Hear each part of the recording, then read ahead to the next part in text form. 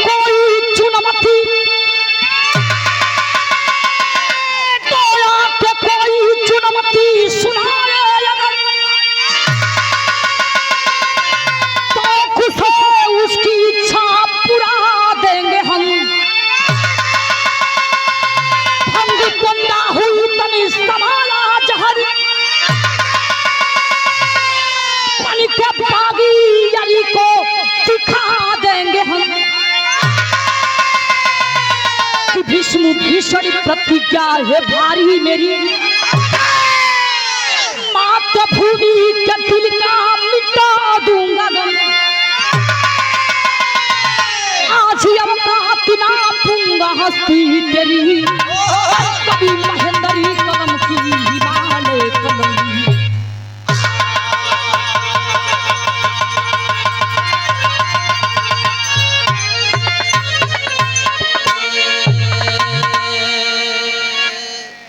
आज औकात ना पूंगा हस्ती तेरी कभी महेंद्र हिमालय हिया है कलम।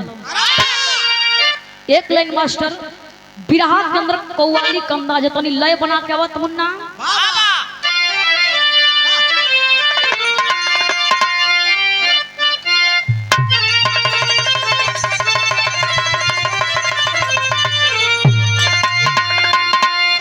देखा भैया पहले के जमाना से अब के जमाना से बड़ा अंतर हो गया। पहले भैया बिरहा होके तो जेंट्स जेंट्स में बिरहा होके लेकिन अब तो ये पूरी जेंट्स है पूरी लेडीज। देखा भैया जब रामदेव गुरुजी और पुल्लू गुरुजी का बिरहा होके तो उस समय पुल्लू गुरुजी खड़ा होके भैया तो बड़ा लहाई गए कैसे गावा मास्टर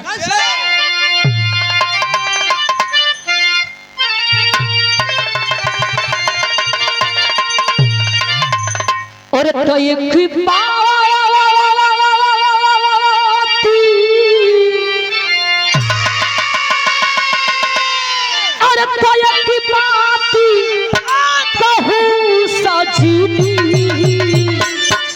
और गठिया ल सुनरिया में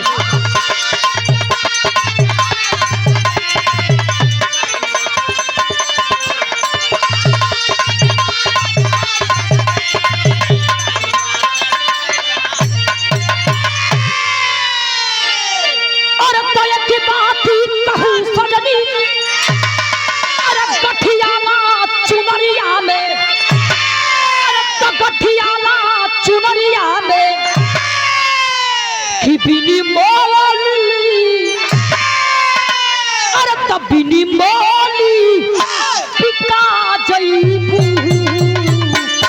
माया के बजरिया में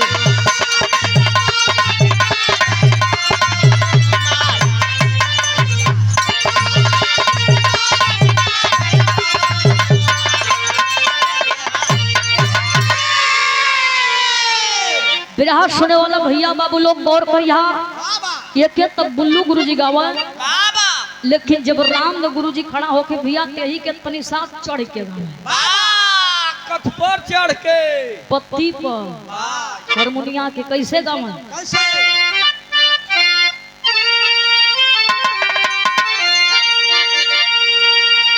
अरे तो का बेले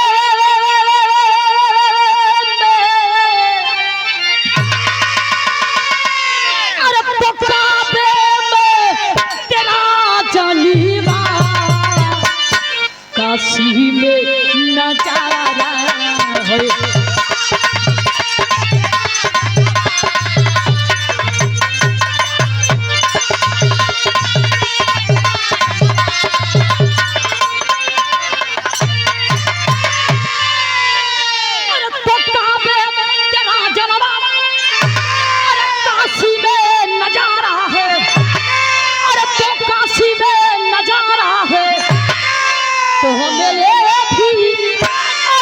हमें भी तो प्यारा है तो हमें वो भी तो प्यारा है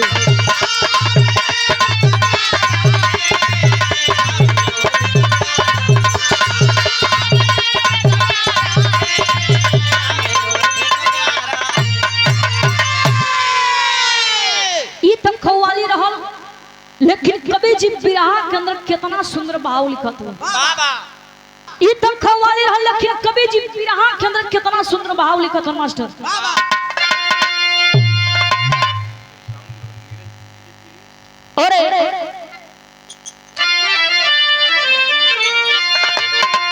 अरे तो पूछी पाली का,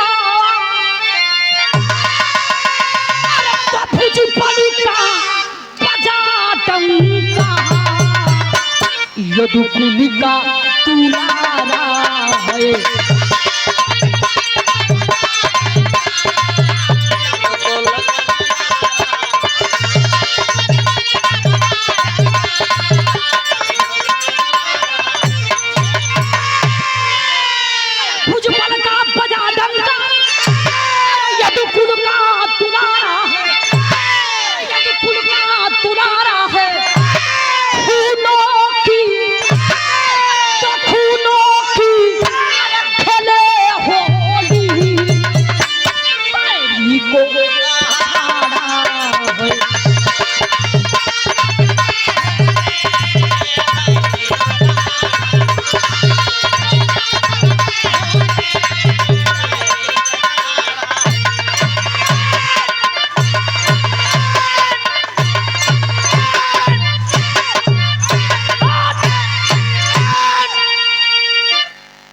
मान जाए त्रिपाठी जी, देखो तो इतना महंगाई बढ़ गई है बाबा, रोज ढोलक फोड़त हुआ लहे लहे पिटा।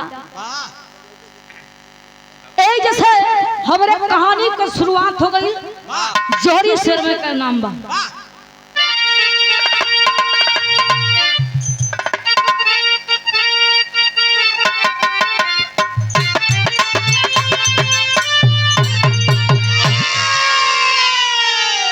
ये लाइन पर गौर करिए कैसे।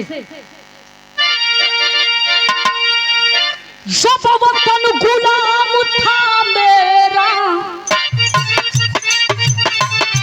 भारत की भूमि का है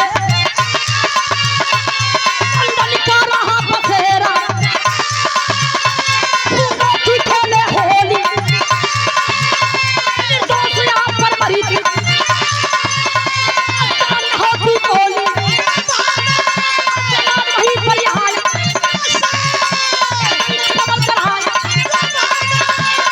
को यहाँ बुढ़ाया, अरे दादी पिलर मुस्कान की भूमि पावन खाया खाया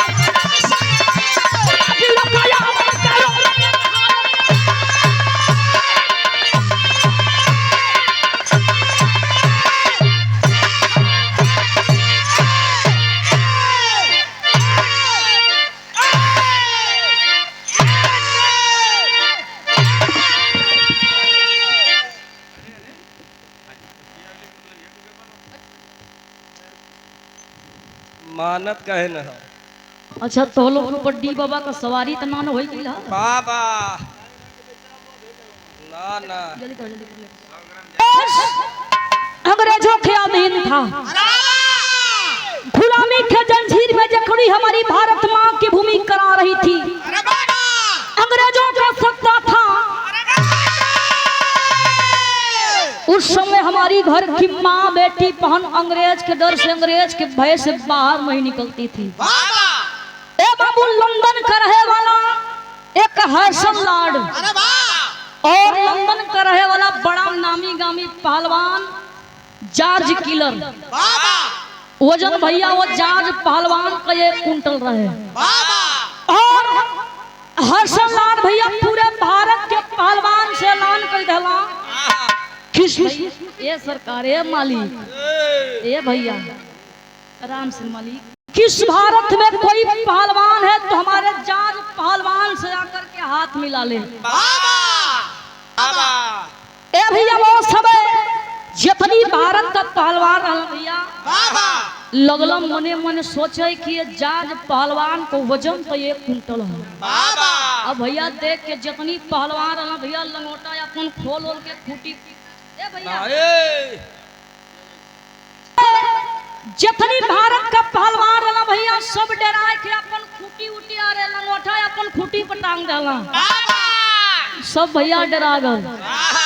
लेकिन वही समय उन्नाव पर रहे वाला एक रंजन पहलवान, बड़ा नामी गामी पहलवान भैया रहा।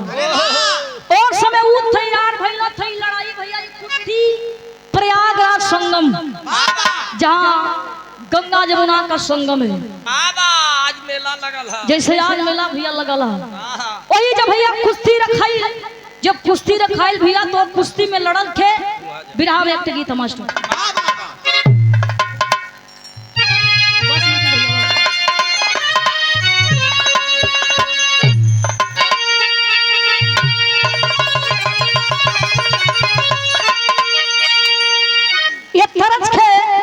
स्वर्गीय रामदेव गुरु जी अपने जवानी के आलम में भैया बड़ा रगड़ के बड़ा मचल के गाँव में बाबा तो हम गावा गा के चला घरे।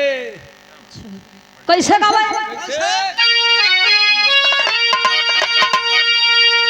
अरे तो झूलनिया के गुजवा, अरे तो झूलनिया के गुजवा, अरे टूटली हो राजा, अरे तो झूलनिया के गुजवा, अरे टूटली हो राजा, चवनिया में कड़िया छूटली हो राजा, चवनिया में।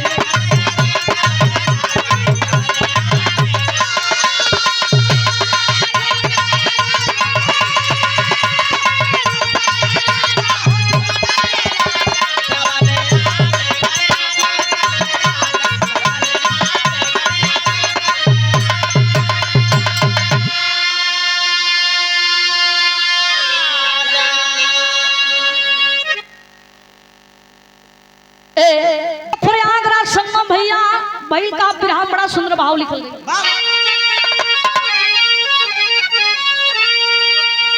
अरे तयक यक झूठ गईली, अरे तयक यक झूठ गईली, अरे तो हंसी बाबू, अरे तयक यक झूठ गईली, तो हंसी बाबू, देखाई चोरावा कुश्ती बाबू।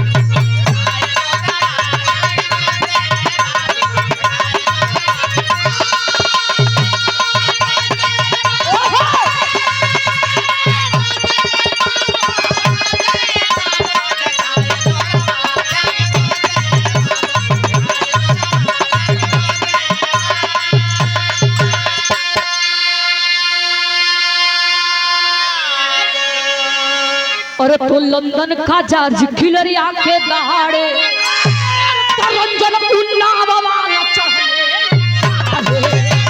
उन्नाव वाला चढ़ले।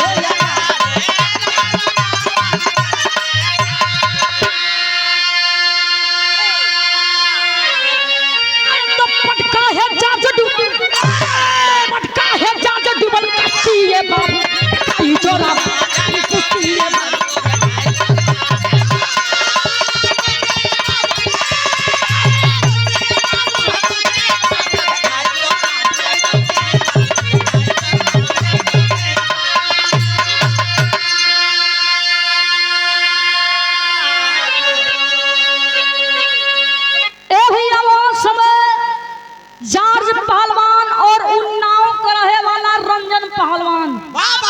दोनों पहलवान भैया कुश्ती अखाड़ा पर जब आमने सामने भैला भैया, दोनों पहलवान जब हाथ मिलौला और समय लड़ाई शुरू हो गई।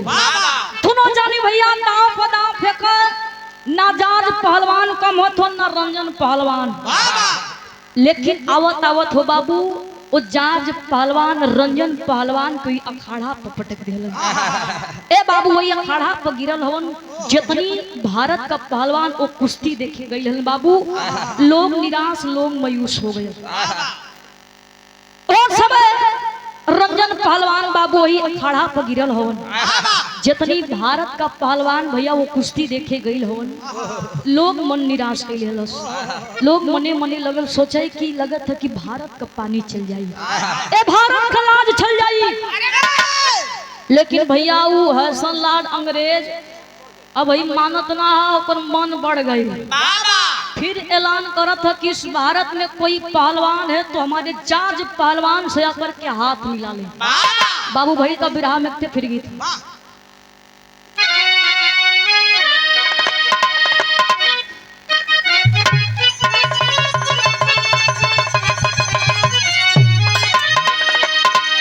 थोड़ा सा बढ़िया विराह में बड़ा सुंदर भाव लिखल गया कैसे। अरे तो सुन के लनवा सब सोच पहला बनावा।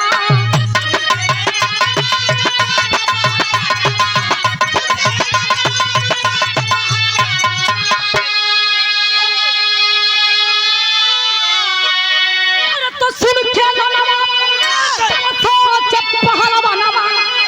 अरे तया उनु कथैले पा यारिया हो रहा देशवा करिया हो रहा।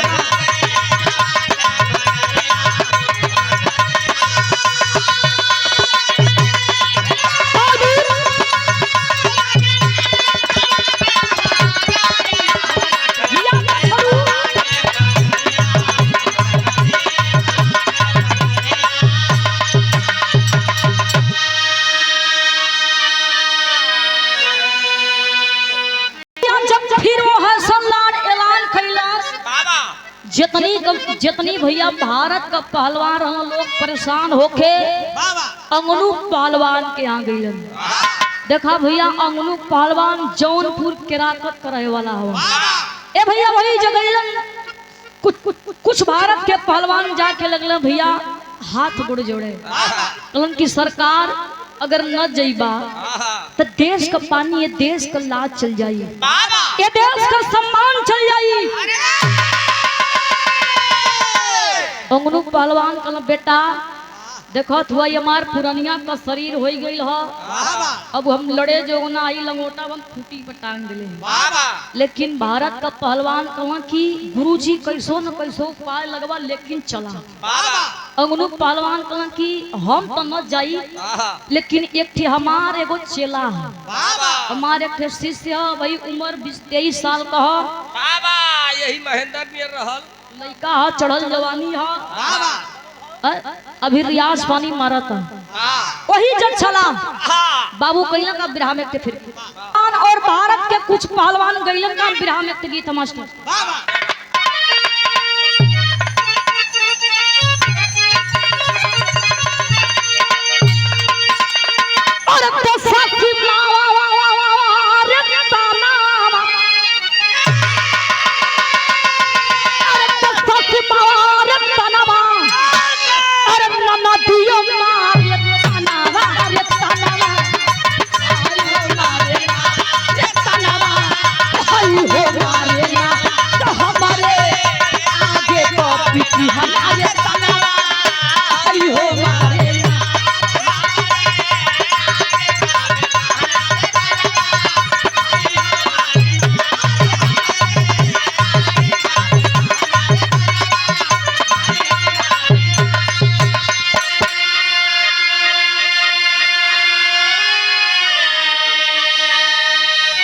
भैया तैयारी बनावा तो अंगनू पहलवान और भारत के कुछ पहलवान वही पंडाया खड़ा भैया देखा बनारस में एक पंडाया खड़ा बड़ा मशहूर ये खड़ा है पैसा ले ला ये आप लोग जानत होगा।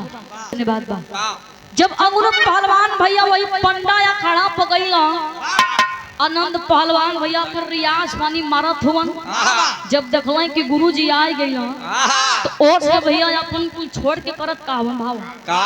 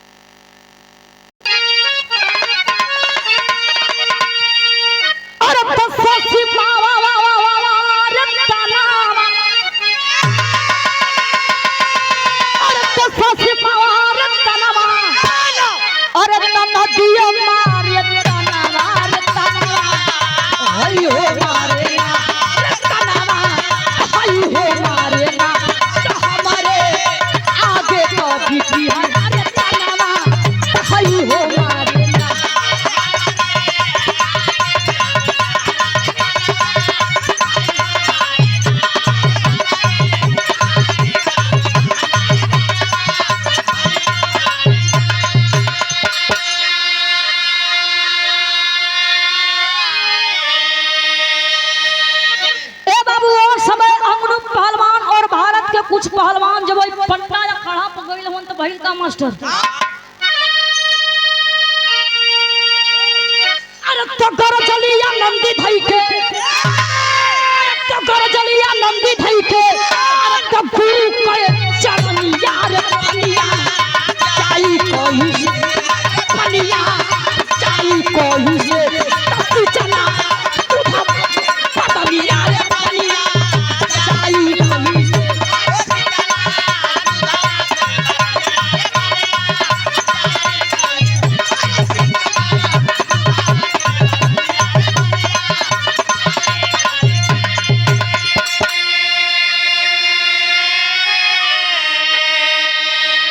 बिरहा अजित भैया बस मात्र 5 मिनट कहूँ। बिरहा सुने वाला भैया बाबू लोग घोर भैया और समय आनंद पहलवान भैया अपन कुश्ती उस्ती छोड़ के जाए क्या उन्होंने पहलवान गुरुजी के पैर पकड़ लेला। कहलो गुरुजी अइला तू ये रुपए लेकिन आई इतना टोली कैसन ए भैया और समय अमनु पहलवान कहला कि बेटा एक लंदन का रहने वाला हर्षल लाड जो कि पूरे भारत के पहलवान से ऐलान कर दिया है कि इस भारत में कोई पहलवान है तो हमारा चार्ज पहलवान से आकर के हाथ मिला ले।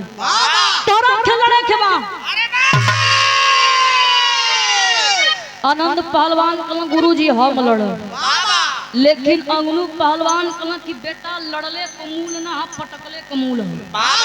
आनंद पहलवान कहला गुरुजी दूध घी से हमारे शरीर से चले हुआ हमारा चलते देश का लाज देश का पानी और देश का मर्यादा कैसे चल जाए,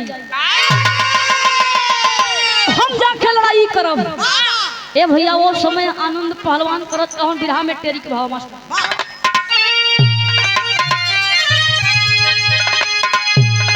अरे तब बजरंगी मोर बचावा पनिया, बजरंगी मोर बचावा पनिया ठोका तालू चंद में आनंद बंधे हो जंगी हो जंगी।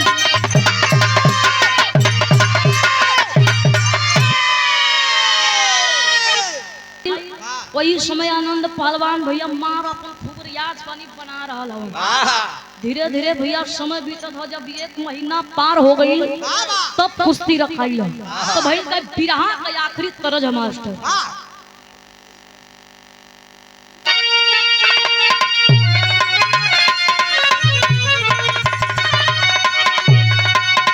अरे तो घूर घूर बाजे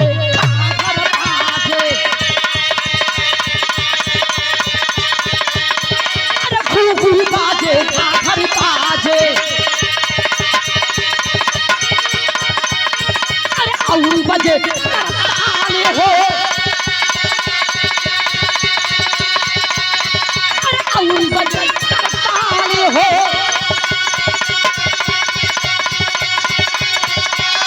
सब जोगी मंगल का सब जोगी मंगल का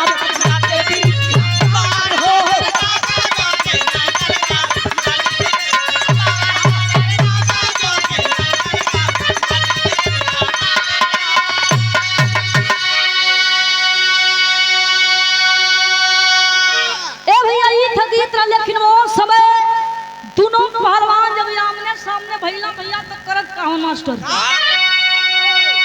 अरे तो घूमे पायता ना पीछिया का पायता ना पीछिया का रे। अरे अमरू शिष्य जुझार हो, अरे अमरू शिष्य जुझार हो।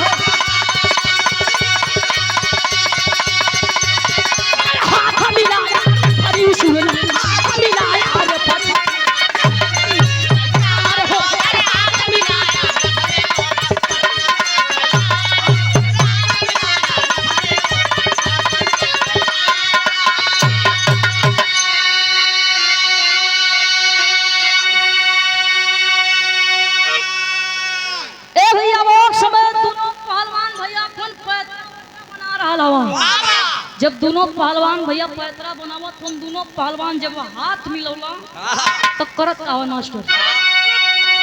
अरे तब पे चपे दोनों आही, अरे तब पे चपे दोनों आही।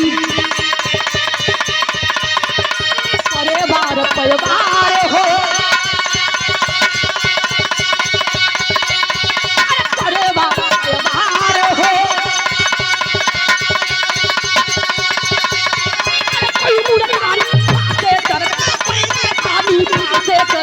आई बहरा यार हो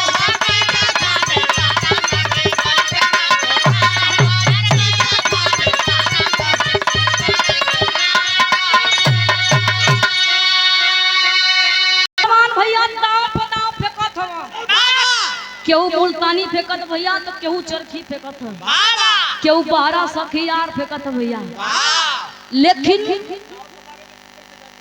अरे हमार दादा पहले पहलवान रहा तब हम जानता ए भैया वो समय ना जांच पहलवान को मथुन ना आनंद पहलवान वो सुन भैया आनंद पहलवान एकदम क्रोध में लाल हो गया। देखा भैया ये हिंदुस्तान का एक बड़ा मशहूर दावा धोबिया पाठ। आनंद पहलवान करत कावन मास्टर अरे तो धोबिया पाठ से चाहती है धोबिया पाठ से चाहती है आनंद हुआ दार हो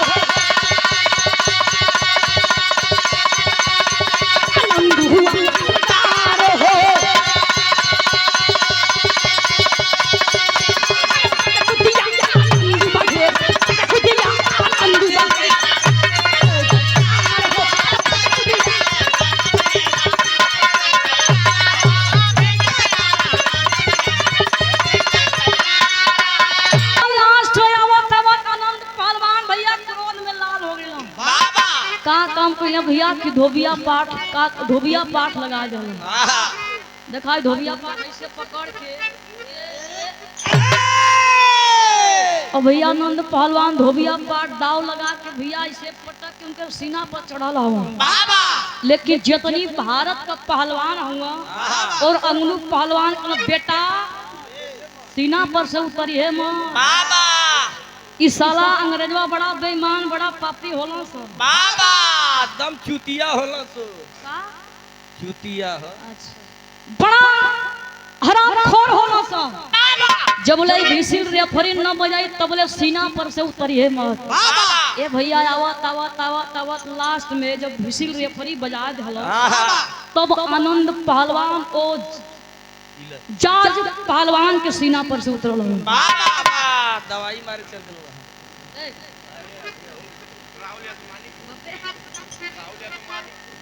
और राहुल यादव मानीपुर कोटे महादेव के अरे पूछे लागल नारम नगरी काशी विश्वनाथ के लागल जयकारा काशी नगरी में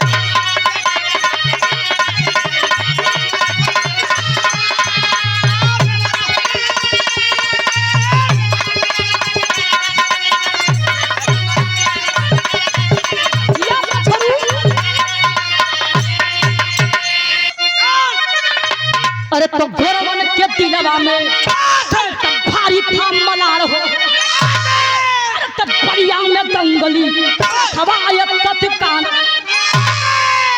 घरवा मंगल राय के जुट गईले जुझारा लहुरी काशी अरे तो विश्वनाथ के लागल काशी नगरी में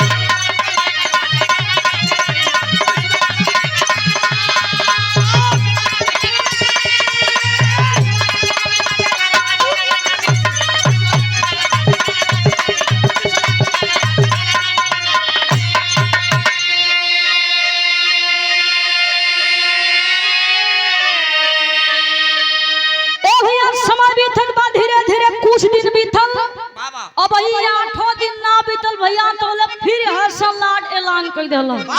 जब ऐलान कैला भैया तो फिर भैया कुश्ती रखाइल का मास्टर बिरहा में अलग भाव है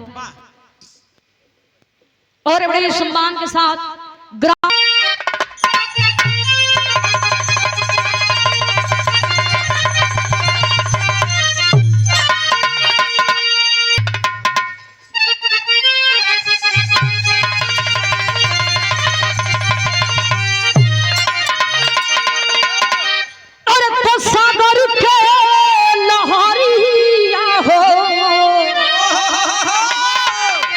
पगड़िया बांधे चलली तो आरती उतारे जे तोर धरतिया सम्मान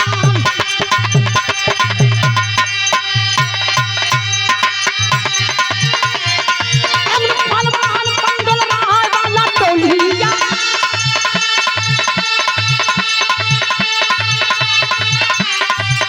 अरे गाजीपुर में पहले परिया के पयान पूरा पहलवान इनके योजना बनवाने अरे पूरा पहलवान इनके योजना बनवाने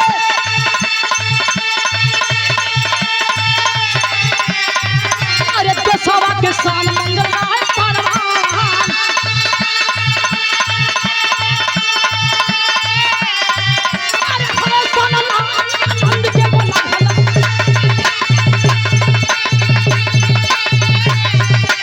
आनंद के बोला अरे काशी में बोला कि दिया सबका सम्मान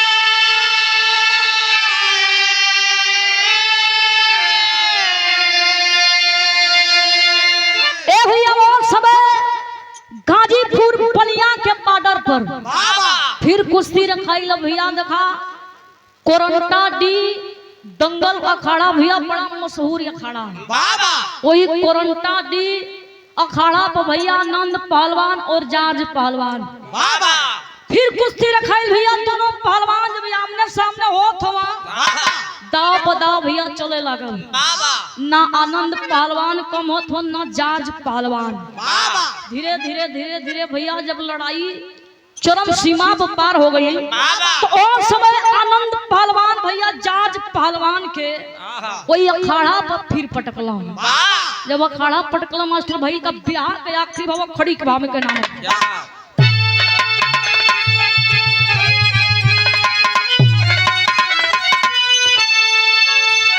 और कमली युद्ध में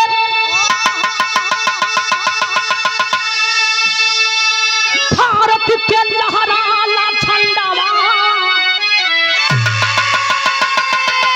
तो कायम काशिया सब हवाया खड़ा पंडावा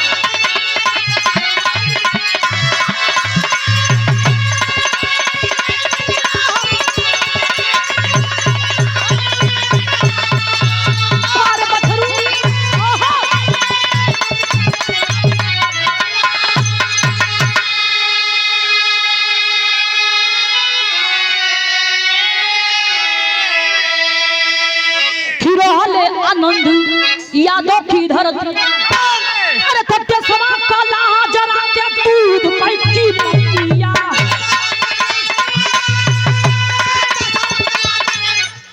अरे तब बहुते सताए गौर कैले भारी कंडावा कायम काशिया फलवाया खड़ा पंडा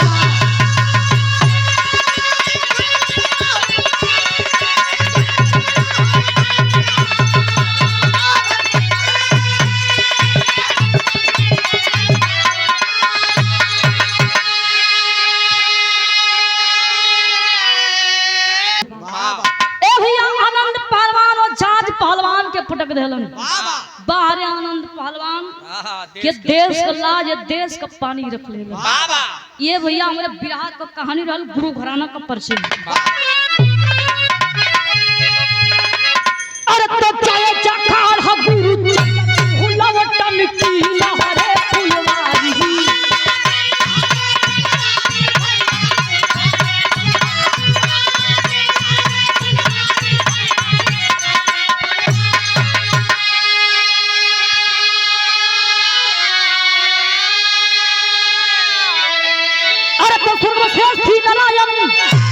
नामधार की तैयारी